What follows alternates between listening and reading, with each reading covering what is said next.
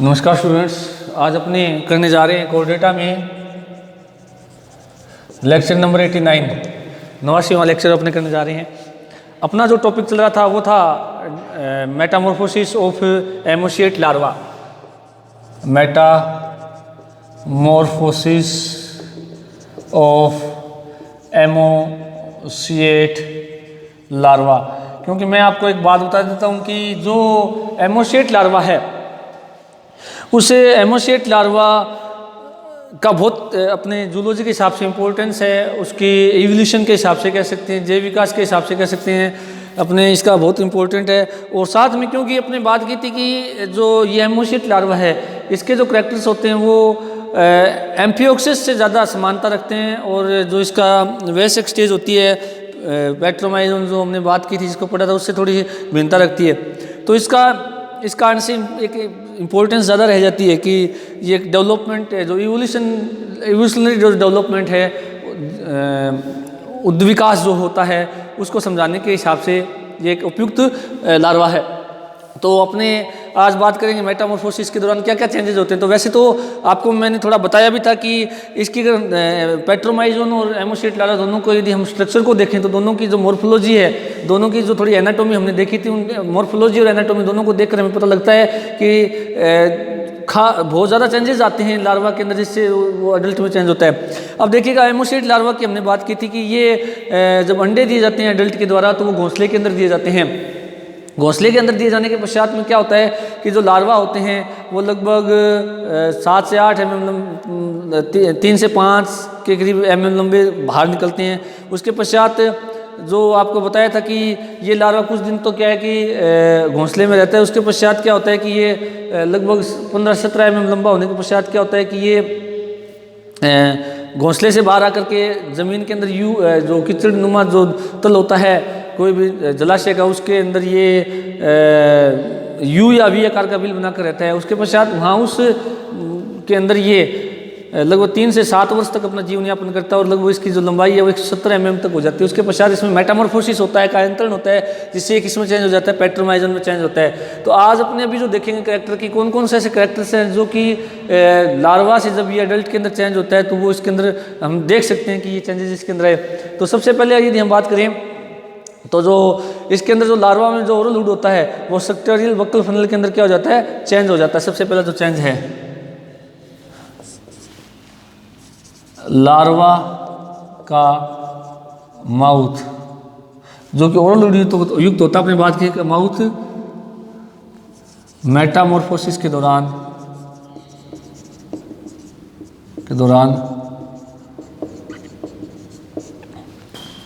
Sectoral buckle funnel में change हो जाता है,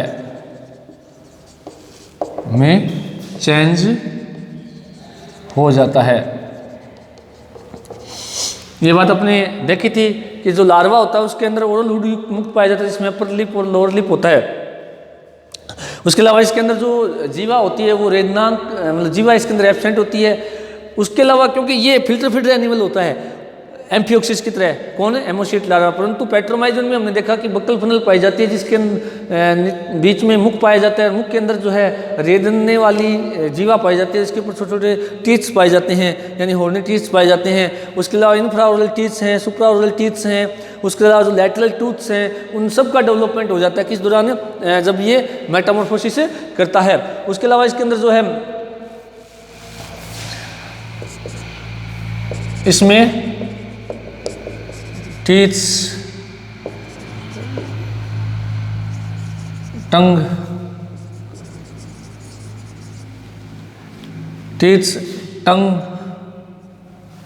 मसल्स का भी डेवलपमेंट हो जाता है,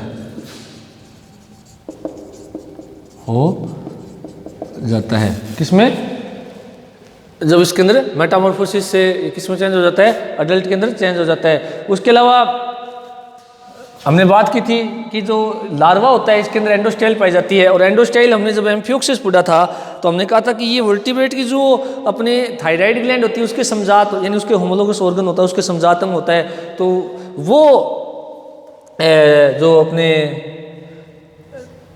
लार्वा के अंदर पाई जाने वाली जो एंडोस्टाइल है वो किस में चेंज हो जाती है आगे जाकर के, इसके थायराइड ग्लैंड के अंदर चेंज हो जाती है।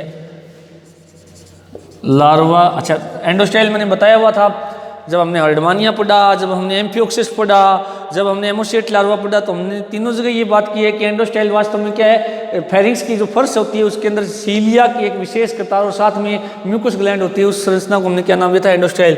लार्वा की फेरिंक्स के फर्श में पाई जाने वाली एंडोस्टाइल आगे जाकर थायराइड ग्लैंड में चेंज हो जाती है, तो दूसरा परिवर्तन इसके अंदर ये हो गया कि जो एंडोस्टाइल है, क्योंकि एंडोस्टाइल अडल्ट के अंदर नहीं पाई जाती है, किस में पाई जाती है, केवल इसके एमोसिएट लार्वा के अंदर ही पाई जाती है। उसके अलावा तीसरा जो चेंज होता है वो चेंज ये होता है क्योंकि इसके अंदर विलम पाई जाती है, इसके अंदर इसकी फेरिंग्स के जो जहाँ प्रवेश होता है बक्कल कैविटी और फेरिंग्स के बीच में क्या पाई जाती है, विलम पाई जाती है एमोसिएट लार्वा में। और वो जो विलम होती है वो क्या करती है, फेरिंग्स के अंदर जल का जो मात्रा है उसका नियमन करती है, बात हमने कल डिस्कस की थी। तो अब जैसे ही एडल्ट के अंदर चेंज होता है तो जो विलम है उसकी उपयोगिता इतनी नहीं रह पाती, क्योंकि उसके अंदर हमने देखा कि जो ओइसोफेगस और जो फेरिंग्स है उन दोनों के दो अलग अलग छिद्र हो जाते हैं, जिससे विलम की उपयोगिता कम रह जाती है और साथ में जो है विलम का आकार क्या हो जाता है, इस कारण से छोटा हो जाता है।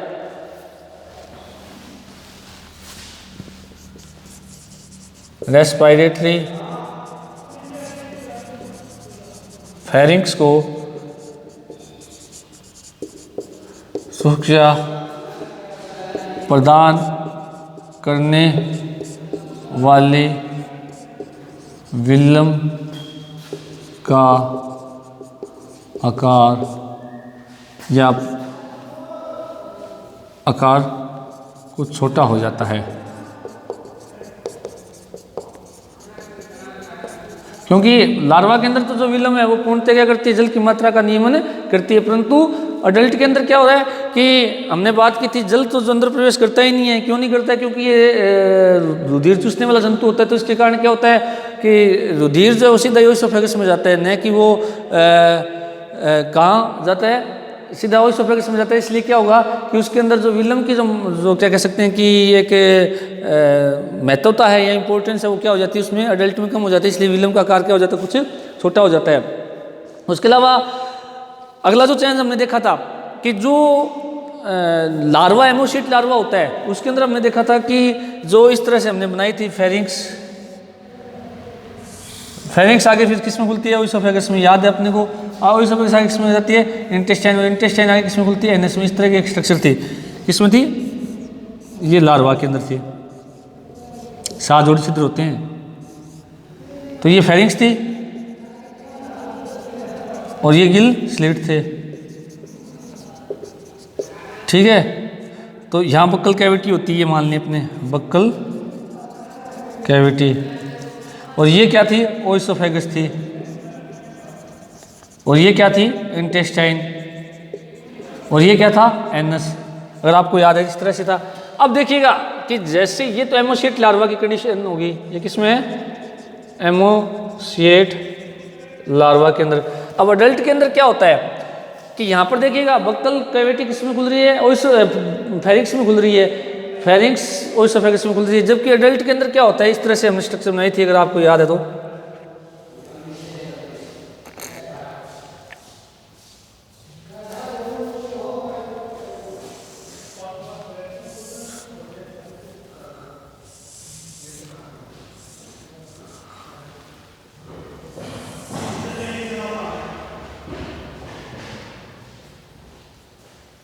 इस तरह से स्ट्रक्चर थी।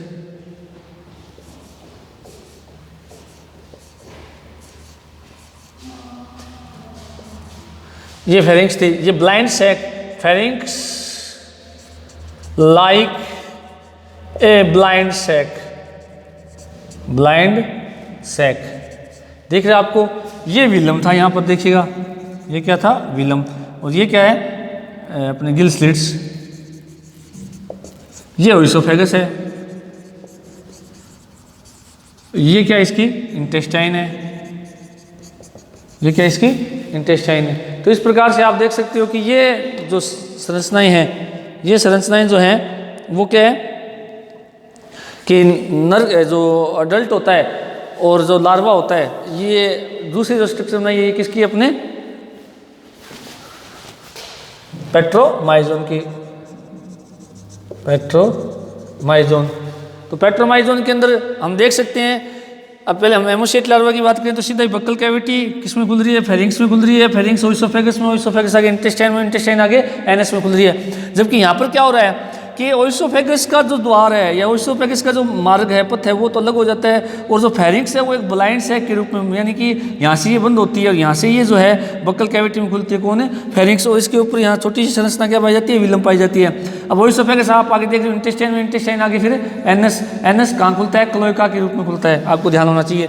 तो देखिएगा दोनों के जो डाइजेस्टिव ट्रैक है उसके अंदर भी क्या आ गया, डिफरेंस आ जाता है कि यहाँ फेरिंक्स जो है ब्लाइंड सैक के रूप में ओइसोफेगस से अलग एक मतलब थैलेनुमा संरचना के रूप में पाई जाती है। तो जो तीसरा अपना चौथा टॉपिक है क्या है,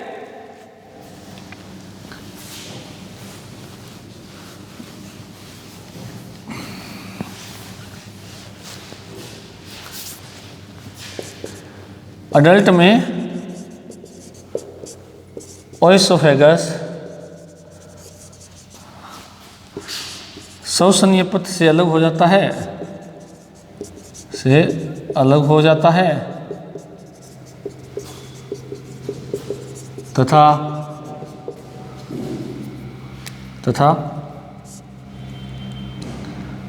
फेरिंक्स एक ब्लाइंड सैक के रूप में पाई जाती है, पाई जाती है। कौन, फेरिंक्स। तो फेरिंक्स एक ब्लाइंड सैक के रूप में क्या होती है, इसमें प्रेजेंट होती है। उसके अलावा गॉल ब्लैडर और जो बाइल डक्ट है वो क्या हो जाते हैं, डिसअपीयर हो जाते हैं।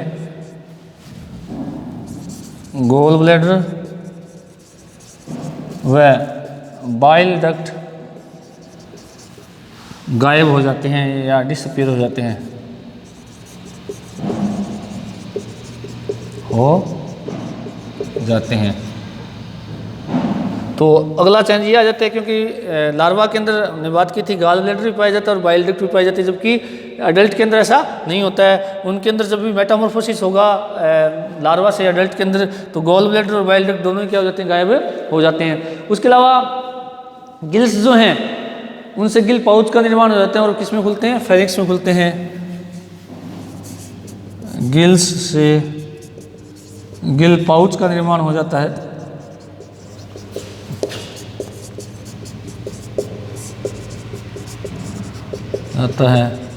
तथा ये फेरिंक्स में खुलते हैं,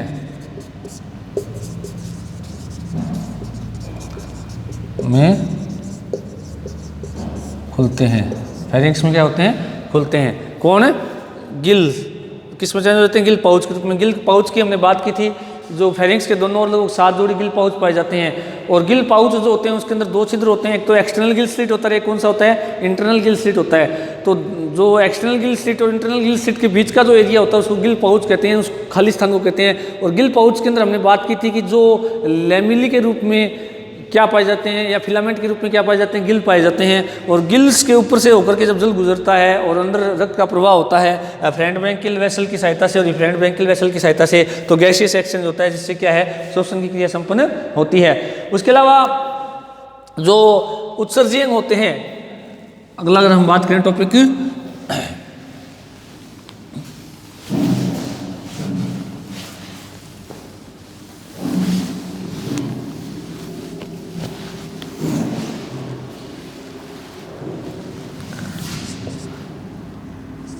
एक्सक्रेटरी ऑर्गन, जो कि लार्वा में प्रोनेफ्रॉन प्रकार का होता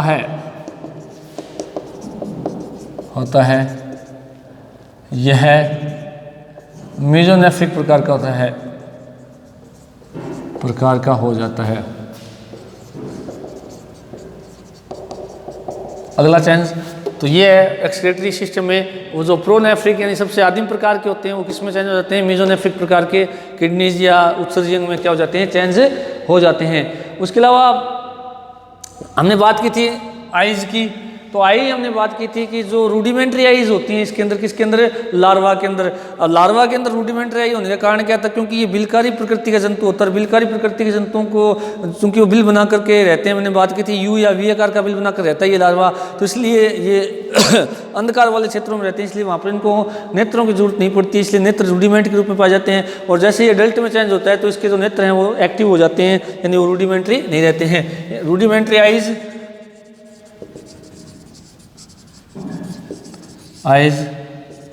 एक्टिव आइज में चेंज हो जाती है।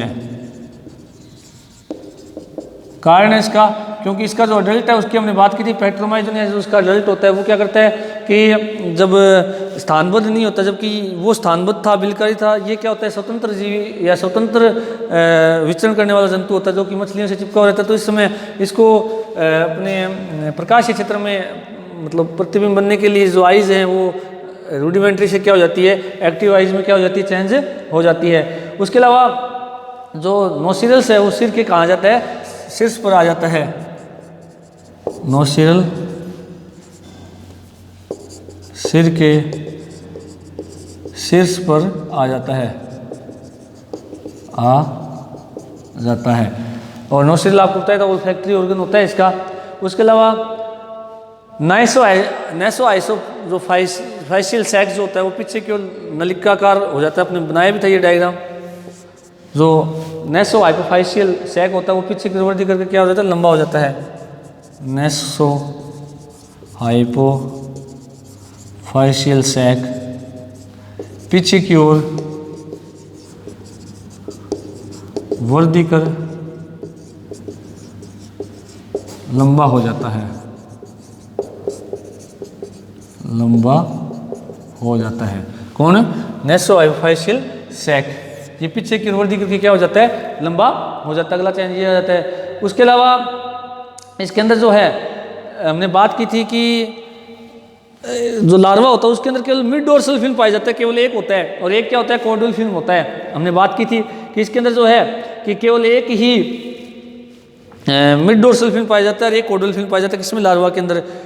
परंतु जैसे ये मेटामॉर्फोसिस करता है तो जो मीडियन डोर्सल फिन है वो दो भागों में चेंज हो जाता है, एक तो फर्स्ट डोर्सल फिन और एक सेकंड डोर्सल फिन, और कॉर्डल फिन दोनों के अंदर ही पाया जाता है। लार्वा का mid dorsal fin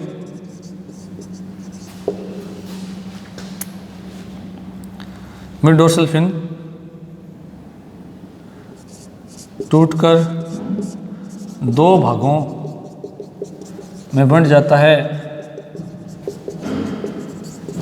first dorsal fin व सेकंड डोर्सल फिन, तथा साथ में कॉर्डल फिन भी पाया जाता है, तथा साथ में कॉर्डल फिन भी पाया जाता है। अगला चेंज इसके अंदर ये आता है, किसको लेकर के, इसके फिन्स को लेकर के। फिन्स जो कि इसको तैरने में क्या होते हैं, सहायक होते हैं। उसके अलावा पेरिकार्डियल कैविटी और सिलोम जो होते हैं पूर्णतः क्या हो जाते हैं, पृथक हो जाते हैं। पेरिकार्डियल व सिलोम पूर्णतः पृथक हो जाते हैं। नहीं, लार्वा के अंदर दोनों क्या होते हैं, एक ही होते हैं, पूर्णतः पृथक हो जाते हैं, पृथक हो जाते हैं। अब पृथक हो जाएंगे तो पेरिकार्डियम हट के चारों ओर सिलोम जो है वो बॉडी सिलोम होती है, इसके अंदर जो अंदर इंटरनल ऑर्गन है वो क्या रहते हैं, स्थित रहते हैं। उसके अलावा स्पाइनल कॉर्ड है वो पृष्ठ अधर से क्या हो जाती है, चपटी हो जाती है। स्पाइनल कॉर्ड पृष्ठ अधर सतह से चपटी हो जाती है, सतह से चपटी हो जाती है। कौन है, इसकी स्पाइनल कॉर्ड, जो कि पहले राउंड शेप में होती है, अब क्या हो जाती है, पृष्ठ अधर सतह से क्या हो जाती है, चपटी हो जाती है। उसके अलावा स्किन का जो रंग है ये येलो ब्राउन से ग्रीन ब्राउन हो जाता है। स्किन का कलर येलो ब्राउन से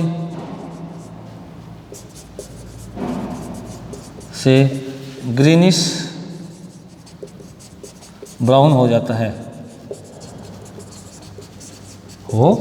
है तो देखिएगा स्टूडेंट्स, ये सारे जो चेंज हैं, ये चेंजेस जो हैं वो सारे किसके अंदर आते हैं, इसके लार्वा के अंदर आते हैं। लार्वा से जब ये मेटामॉर्फोसिस, उसके अलावा लार्वा जो होता है वो ये कह सकते हैं कि जब मेटामॉर्फोसिस करके एडल्ट में चेंज होता है तो ये सारे लगभग जो हमने 14-15 चेंजेस पढ़े हैं सारे इसके अंदर आते हैं। उसके अलावा जो इसकी यदि हम बात करें लाइफ साइकिल की, तो हमने बात की थी कि जो लार्वा जो है वो अडल्ट के अंदर चेंज होगा कहाँ, नदी के जल के अंदर यानी एलोनी जल के अंदर। तो जो इसके जो तरुण लैम्प्रीज होती हैं ये क्या करती हैं कि वापस नदियों से कहाँ आती है, समुद्र की ओर, क्योंकि इसका जो अडल्ट है पेट्रोमाइजन जो है वो कहाँ पाया जाता है, समुद्री जल के अंदर पाया जाता है या लवणीय जल के अंदर पाया जाता है। तो इसका जनन कहाँ हुआ है, एलवणीय जल के अंदर यानी नदियों के अंदर। तो जो अडल्ट में चेंज मेटामॉर्फोसिस के दौरान जो अडल्ट बनते हैं वो अडल्ट अब समुद्र इसमें नदी के जल यानी एलवणीय जल में नहीं रहते, बल्कि वो क्या करते हैं मूवमेंट करके कहाँ जाते हैं, लवणीय जल में आ जाते हैं यानी समुद्र की ओर आ जाते हैं। वहाँ से फिर ये क्या कि अडल्ट में चेंज होने से पूर्व लगभग 3 से 4 वर्ष लगा देते हैं। यानी कि जो मेटामॉर्फोसिस के बाद में जब ये समुद्र में जाती है, तो समुद्र में जाने के बाद में जो इसकी जुवेनाइल स्टेज होती हैं वो अडल्ट में चेंज होने के लिए कितना समय लगा देती है, 3 से 4 वर्ष का समय लगा देती है। उसके पश्चात क्या होता है कि ये बाद में ये रुधिरारी हो जाती है यानी मांसाहारी प्रकृति की हो जाती है। और मांसाहारी प्रकृति की होने के बाद में ये क्या करती हैं कि बाद में दूसरी मछलियाँ उनसे परजीवी, दूसरे बड़े जलीय जंतु होते हैं उनसे परजीवी रूप में क्या हो जाते हैं, चिपक जाते हैं। और चिपकने के बाद में उनसे क्या होता है कि ये भोजन को क्या करते हैं, ग्रहण करते हैं। और फिर बाद में ये लैंगिक रूप से क्या होते हैं, परिपक्व हो जाते हैं। और परिपक्व होने के पश्चात वापस ये फिर किधर की ओर गमन करते हैं, समुद्री जल से नदी के जल की ओर करते हैं। वहाँ पर जाकर के फिर नर घोंसला बनाता है, मादा अंडे देती है, नर मादा के द्वारा दिए गए अंडों को निषेचित करता है। उसके पश्चात दोनों की डेथ हो जाती है। फिर आगे जो लार्वा है, जो अंडे हैं उनसे लगभग क्या निकलता है, लार्वा निकलता है। निकलने के बाद में ये फिर अपना जो लार्वा है 3 से 7 वर्ष तक वहाँ नदी के जल में रहता है। उसके पश्चात ये मेटामॉर्फोसिस वहीं करता है, वापस फिर ये कहाँ आता है, समुद्र जल में। तो ये सारा इसकी लाइफ साइकिल क्या है, चलती रहती है। तो यदि हम इसको थोड़ी लाइफ साइकिल को अपने डायग्राम से देखें,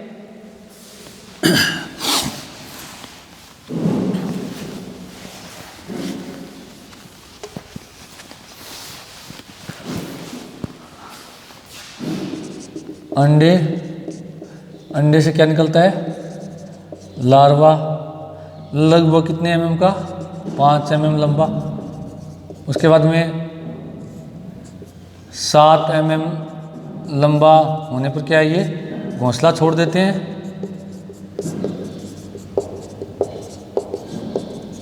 उसके पश्चात ये 3 से 7 वर्ष तक एमोशिएट लार्वा में रहता है। फिर इसकी लंबाई कितनी हो जाती है, 170 mm तक हो जाता है। फिर इसमें क्या शुरू होता है, मेटामॉर्फोसिस।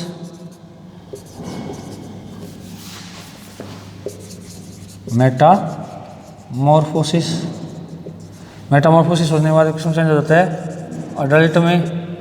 ठीक है, लार्वा अंडे जो हैं कहाँ दिए जाते हैं, यहीं लिख देते हैं अपने अडल्ट में। अडल्ट जो है जुवेनाइल लिखें अपने,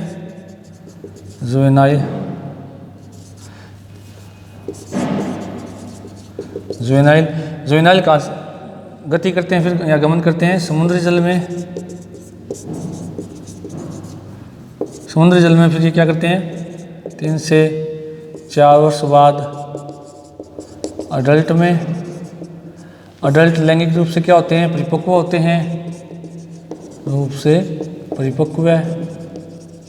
परिपक्व होने के पश्चात किधर जाएंगे, ये नदियों की ओर गमन, नदियों की ओर जाकर क्या देते हैं, ये अंडे। ये लाइफ साइकिल है, ये क्या इसकी लाइफ साइकिल है।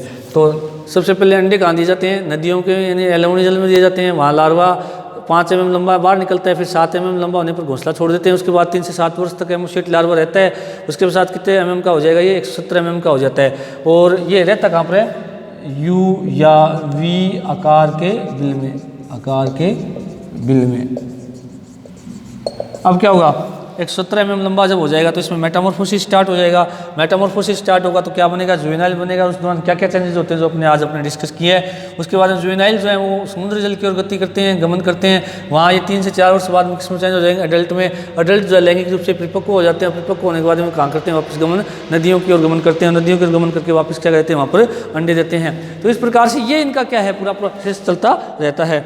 अब देखिएगा कल अपने जो डिस्कस करेंगे टॉपिक, वो ये टॉपिक रहेगा कि जो सिग्निफिकेंस ऑफ हेमोसीट लार्वा है उसका क्या महत्व है, चाहे वो आर्थिक रूप से हो, चाहे वो अपने उद्विकाशीय रूप से। कल अपने बात करेंगे, क्योंकि जो हेमोसीट लार्वा है इसके अंदर ब्रैंकियोस्टोमा और एम्फियोक्सिस दोनों के लक्षण पाए जाते हैं, जिनके हिसाब से अपने इसका जो है इंपॉर्टेंस है उसको अपने देखेंगे। Thank you.